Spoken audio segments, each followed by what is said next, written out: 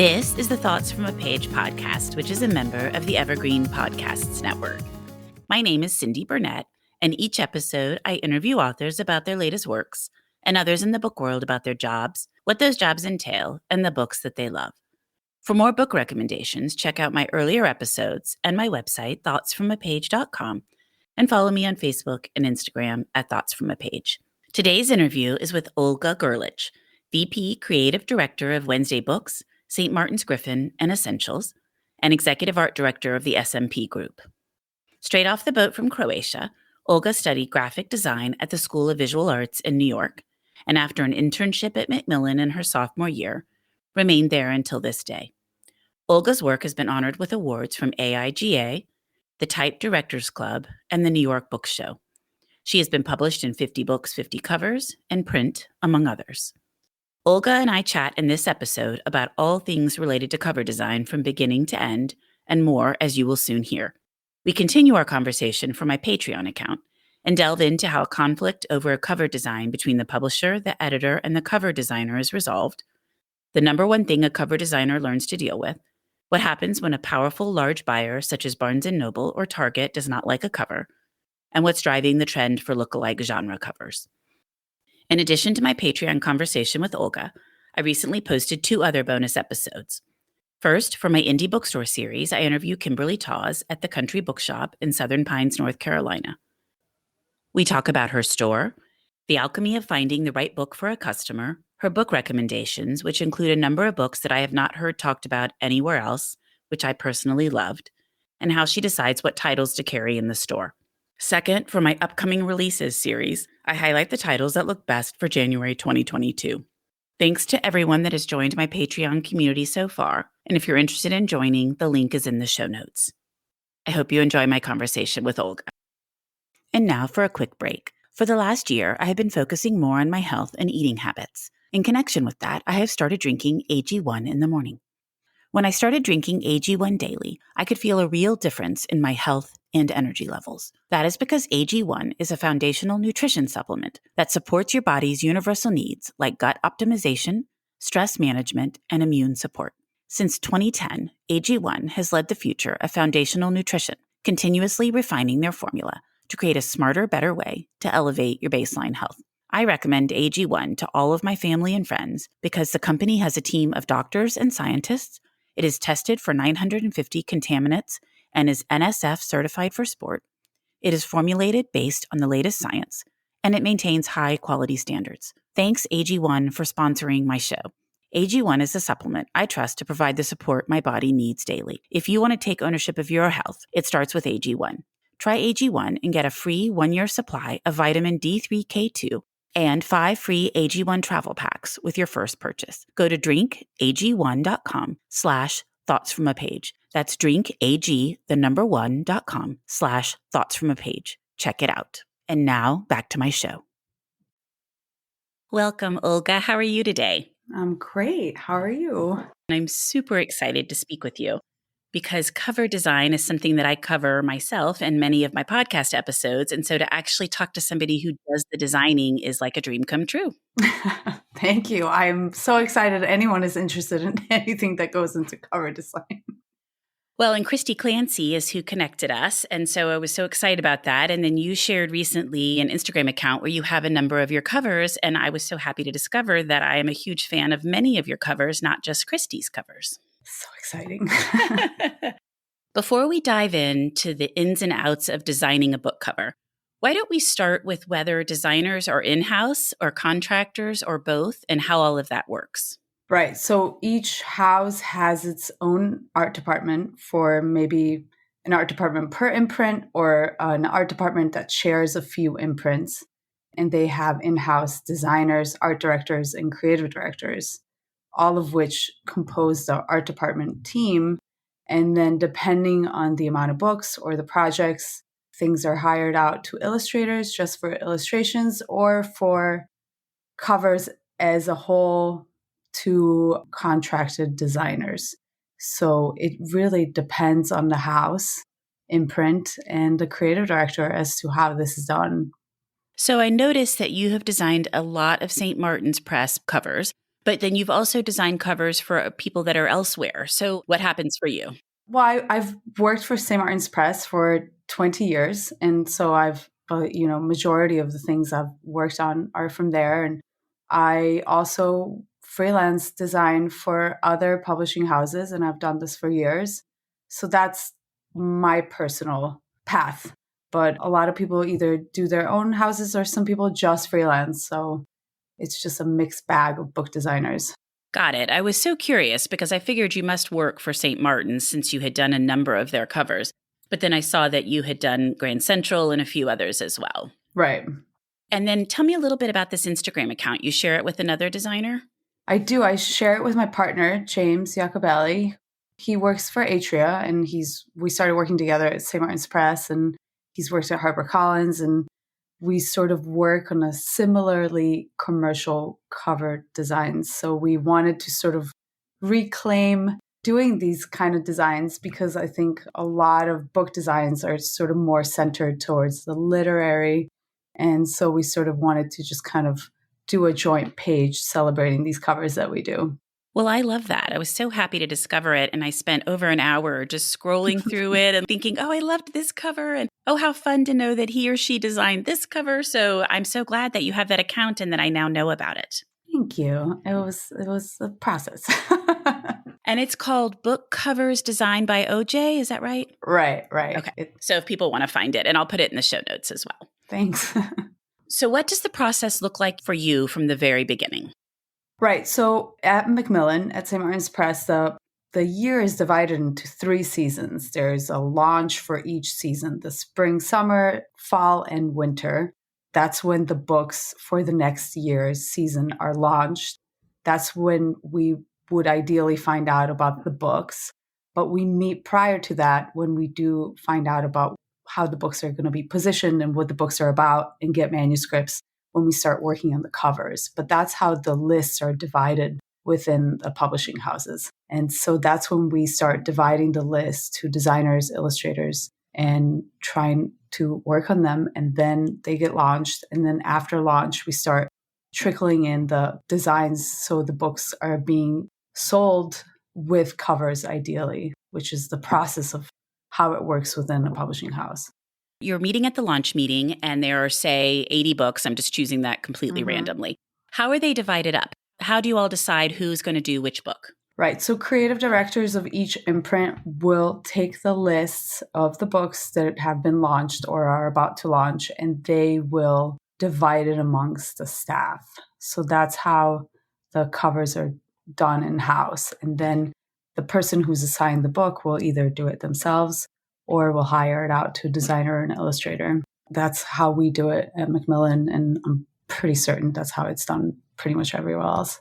So you get assigned a book, and then what happens on your end? Well, I mean, you sort of learn about the positioning of the book and you get the manuscript, but it's really sort of important to know like what the genre is, who the competitors are, what the comp titles look like, when the book is coming out, what is the, just a general idea of where the book will appear in the space it's launched in. And then we read the manuscripts. And then we start the process of designing it and slowly showing it to the very many people that are involved in the approval process. Well, the approval process is one of the things I want to talk about later, probably in the Patreon episode, because I find all of that completely fascinating. But I want to kind of go back to just this beginning process. So you read the manuscript, you look at other comp titles, which I think is interesting. It makes sense, but it's not something I thought through. Right. And then do you think, okay, I want to go in a different direction? Do you try to stay within the same vein? Historical fiction covers, they sort of have a theme. So do you try to stay within the theme? Do you try to go outside the theme? Does it depend on the book? Well, I mean, myself personally, I'm usually more attracted to not doing the theme because I personally think a book will stand out if it doesn't look like everything else. But unfortunately, that's not how it works because sales is always telling us that a book needs to sell. And in order for it to sell, it is easier to sell it if it looks like others rather than against the grain. And accounts take covers that sort of look like everything else, which is why you're sort of seeing these very similar looks for certain kinds of books. And I think every designer sort of wants to do a different spin on that. And we try. So it's the really trial and error process of getting something. But editors come equipped with sort of an idea of what they want the book to be packaged as, and then authors, some are very strongly opinionated about what they want their covers to look like. Some are very excited to see what a designer's idea of what their book is about, is. And then we go from there. It's just each book is so different. That's the overall process. Do you meet with the author about their book? No. So if you have their input, it's just coming via email or through the editor or some way like that? Right. So the author doesn't see the cover. Sometimes we go 2, 3, 4, 5 rounds before a publisher and an associate publisher and the editor agree onto a cover that they all like. And that's when it's sent to the author. Sometimes it takes one take, but that hardly ever happens. But when the JPEG or maybe a few are sent to the author, that's when we hear back what the author's opinions are of the jackets that we had sent. Several things are interesting about what you just said to me. One, I've always heard it from the author's side where they're getting the JPEGs with the cover design 1, 2, 3, whatever it is. But I didn't realize how much went into that ahead of time. So you're really working with the publisher and the editor and everybody to kind of come up with something you all agree upon before it ever goes to the author. Oh yes, that's a big process. It's a lot of people have to sort of like this. Sometimes even sales are involved prior to showing to the author. Hardly ever, but it does happen. And especially if we're changing direction or something hasn't worked before and they're trying to come up with a new look. So it's a lot of people are involved in that process. And then the author, obviously the most important person to say yay or nay. If everyone loves the cover but the author hates it, it's a back to scratch, Well, and that's such a fascinating discussion because I ask that cover question pretty regularly. And some authors launch into, I had all these ideas and I sent them in and this is what I thought, or we talked about it. And other authors say, authors don't really have any say in the cover process. So I wonder sometimes, is it an imprint that's different? Some imprints have more say, or if it's just that an author maybe didn't have as many ideas or didn't know they could send in their ideas. Right. I think it's dependent on the publisher in the house. And some authors have in contracts that they have cover approvals. So I think it depends on how the publisher or the house that the author is published within is really conducts their cover approval process, That's true. I just think it's kind of fascinating to see how it works beginning to end. So you go through all of that. And then where do you source your ideas? So one of the covers that you've done that I absolutely loved was What Could Be Saved. And one of the things I did like about it was that it is different and it's bright and it's really pretty, but it also kind of conveys a little bit about the story, that there's going to be some depth. How do you take a story and translate it to the cover? It's just a lot of trial and error of things that you think could convey these certain ideas you had. And that one was illustrated, but it wasn't, I don't think it started out being illustrated. And then we moved to illustration. It really depends on what the process is for each book. And you mentioned the illustrations because I saw that also on the Instagram account. So you do the design, but somebody else actually fills in the illustrations. Is that right? Well, I do both for some books, and then sometimes I hire illustrators and sometimes I hire designers. Yeah, it depends. But I have done both for years and don't fashion myself to be an illustrator, but I have illustrated covers. Let's talk about a book that's coming up that I think is one of the most stunning covers I have seen in forever. And that's Antoinette's Sister by Diana Giovinazzo. And that book is just stunning. Thank you. So I would love to hear kind of from beginning to end how you did that cover.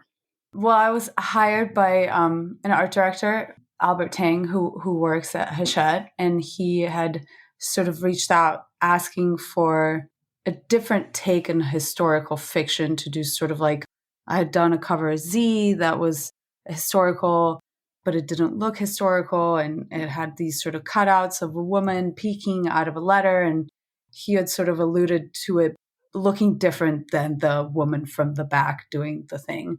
And so on this, I thought what the idea was to do like a playful, sexy peekaboo kind of thing. And I played with the patterns and wanted her to be sort of hidden behind something. And so when I found the right woman, I played around with different patterns that are covering her or showing her peeking through them. And that was because it's like a secret story. And I thought that we landed on that cover that Yes, absolutely. I mean, when I got pitched that book before I even read what it was about and I saw the cover, I was like, I have to read it. So it really could have been about anything. Thank you. And then Christy Clancy's covers. So I recently hosted Christy, which is how I connected with you, at a literary salon in October. And we were talking in depth about shoulder season and the spine and how great the spine is for that book and the cover and how it's raised. So how do you come up with some of those ideas, like making the spine a little different or making the cover not just a smooth surface, but instead this raised, I don't even know what you call that.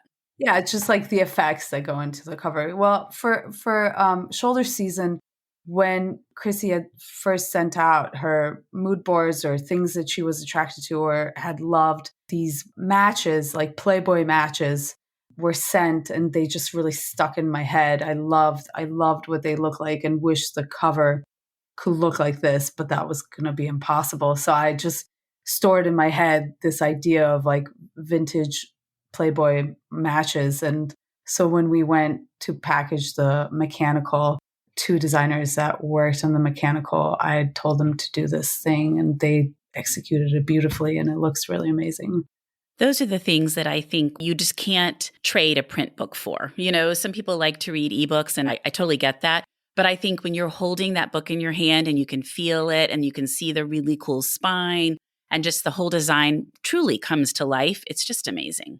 Well, it's such an object. And I think the experience of holding a book and loving what it looks like and having it on your nightstand or wherever it is that you read, it has to be like a beautiful object you're excited to hold. Well, and when we were talking before we got started with the interview, you said you call it dressing these authors' works.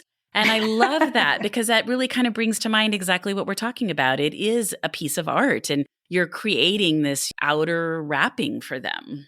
Right. Well, I wouldn't call it art per se, but I would think that it's sort of like, yeah, I mean, these books are just manuscripts. They're just naked manuscripts that don't have a way to be distinguished against each other. Or if a bookstore was filled with 40,000 white manuscripts, you would never know where to begin. So this is just a way for them to each stand out and very quickly sort of say what they're about.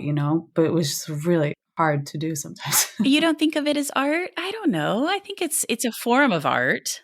I think a lot of book designers do a lot of really amazing covers that are so incredibly inspirational. And I think, yes, of course, there are people I just wouldn't per se call what I do as art. Yeah. Okay, I got it. Well, I do. I had so much fun when I was looking back through and like another one, Don't Look for Me by Wendy Walker. I love that book and I talk about that cover all the time.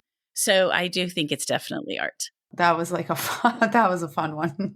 I've worked on Wendy's books for years and she's always really fun to design covers for her. And she has such creative stories. Yeah. And Don't Look, that was the first scene of the book. It was very easy to come up with that. Well, what about how long the process from start to finish takes for you? It's a long process. It's sometimes it takes 2 months, sometimes it takes 6 months.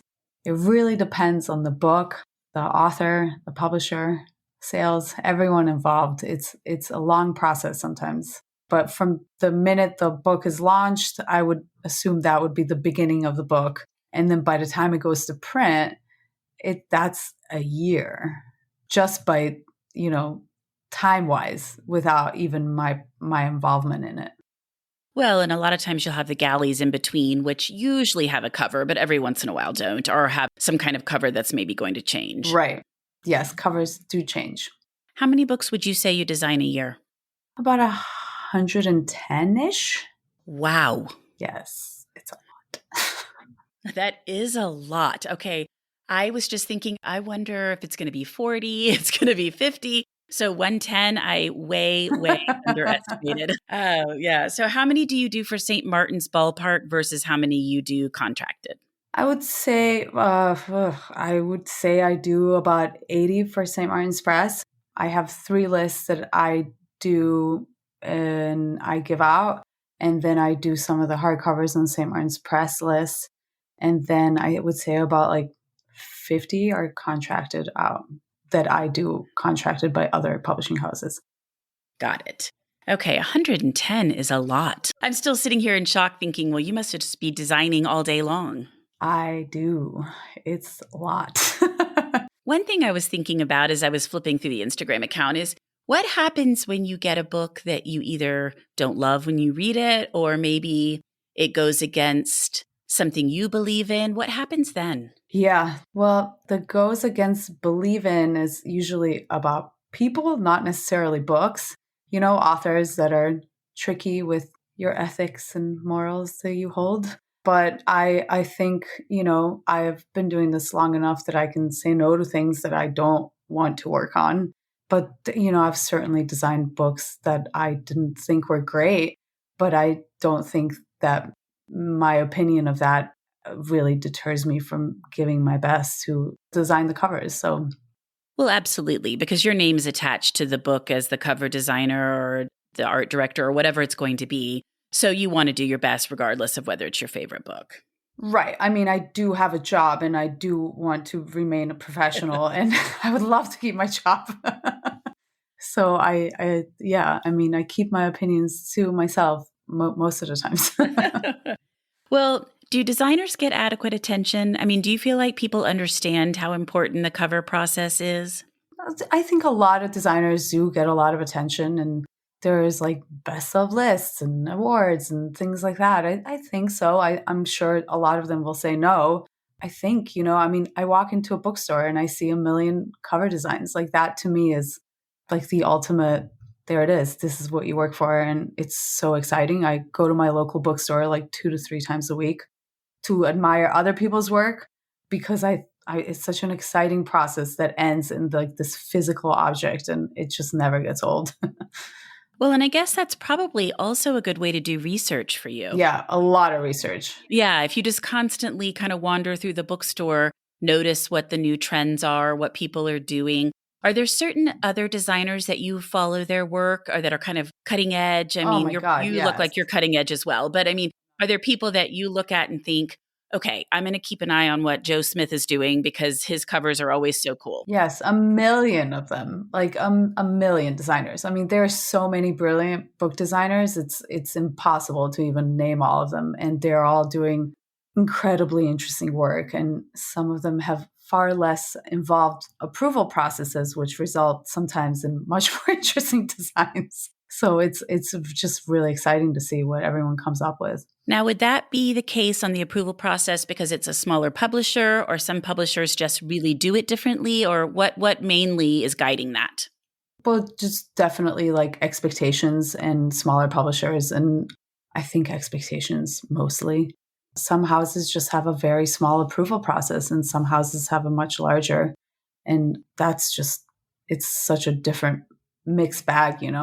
Absolutely, because just like they do the same with every other aspect of publishing, it's going to be different in the art department, just like it's different in the editorial process or whatever else, the publicist, whatever the process is for them. Yeah, I mean, a book that's expected to sell 150,000 copies is not going to have just one person approve the cover, whereas a book that ideally would sell 1,000 copies, that would be a great success, doesn't need to have a million people saying it will sell a million copies. So it's really a sales expectations kind of thing, at least from what I know. That makes sense. I hadn't thought about it from that aspect as well. Well, one of the things I always enjoy are end papers in a book. When you are designing a cover for a book, are you also designing the end papers, or is someone else doing that? What does that look like? Most of the time, no.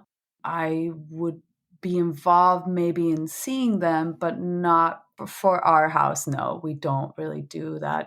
On my YA list, Wednesday books, we do a lot of really fun case stamps and end papers and things like that, but which are done by interior designers.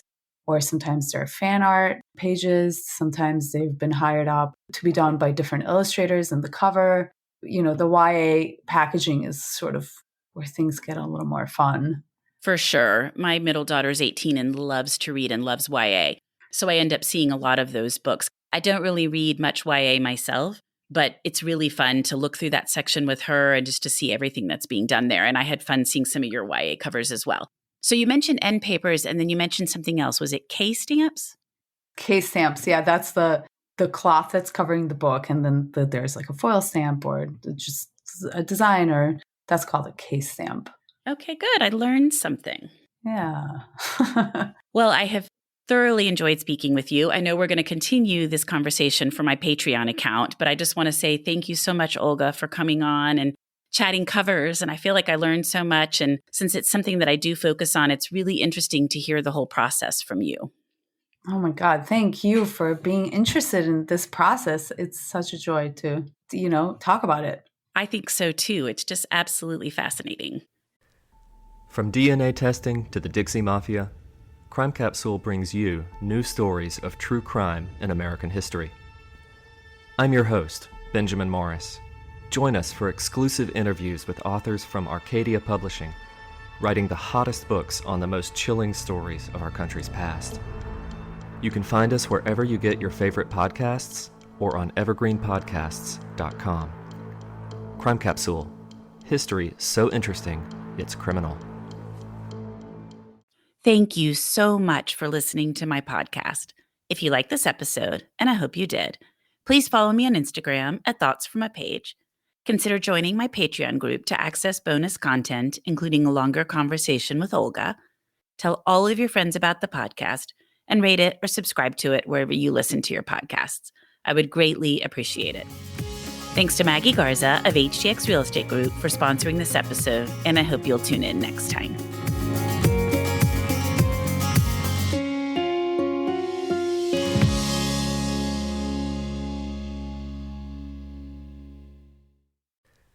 From DNA testing to the Dixie Mafia, Crime Capsule brings you new stories of true crime in American history. I'm your host, Benjamin Morris. Join us for exclusive interviews with authors from Arcadia Publishing, writing the hottest books on the most chilling stories of our country's past. You can find us wherever you get your favorite podcasts or on evergreenpodcasts.com. Crime Capsule. History so interesting, it's criminal.